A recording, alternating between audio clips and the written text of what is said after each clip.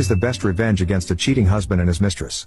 1. A friend suspected that her husband was cheating on her with a mutual friend. She didn't let on, but she became vigilant. One morning he said that he would be working late, and she needn't wait up for him. This was becoming a common occurrence. Suspicious, she drove past the other woman's house at midnight, and saw hubby's car parked outside on the street. She parked her car at the curb, immediately behind his. Using an extra key to his car that she carried in her purse for emergencies, she left her car, drove his car home, parked it in the driveway, and went to bed. She slept soundly, and didn't hear him arrive home. The next morning, he was uncommonly silent at breakfast. Before leaving for work he did the dishes for the first time ever. He also volunteered to drop off the dry cleaning. She smiled and said no thanks. She made no mention of the car switch. When leaving for work, he leaned down to kiss her goodbye, but she quietly turned away. That night, when he arrived home, his belongings were in the yard in the rain, and the locks were changed. 2. My husband's bid on the side was a therapist. I booked an appointment with her under my maiden name. I told her briefly about my concerns for my marriage and the impact on my children. She expressed empathy and said she could definitely help me. I then calmly revealed who I was. She then spent a very uncomfortable 45 minutes squirming around. She couldn't eject me from the room without her colleagues finding out what she had been up to and knew that I would be leaving the reception area. It was therefore essential to her professional reputation that she ingratiated herself with me as much as possible in the time available. I have never seen anyone face the consequences of their behavior quite so forcefully. I barely said another word. I didn't have to. And my husband? I told him that I'd been to see the woman and that we had spent an hour talking about their affair, but I did not share a single detail with him. For a man used to having all the information and leaving me in the dark, this was very hard. He was extremely angry and very distressed at losing control of the story. I divorced my husband and he is now in a long-term relationship with this woman. I am very glad to be single and also grateful that I had the opportunity to put myself in a position of power and confront them head-on with their behavior without so much as raising my voice or being vengeful in a way that would reflect badly on me. It has helped me to find resolution.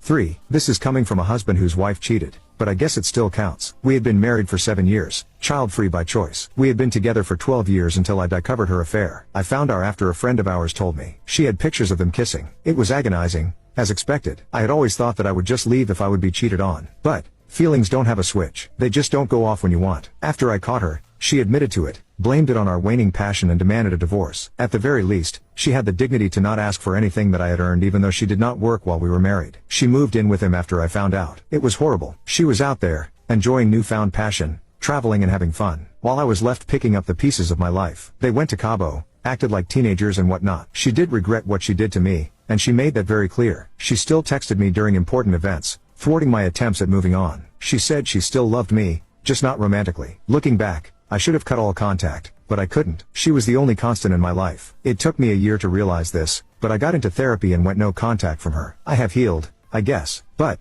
her family had abandoned her. My family openly cursed her. The community shunned her. From an Indian perspective, what she did was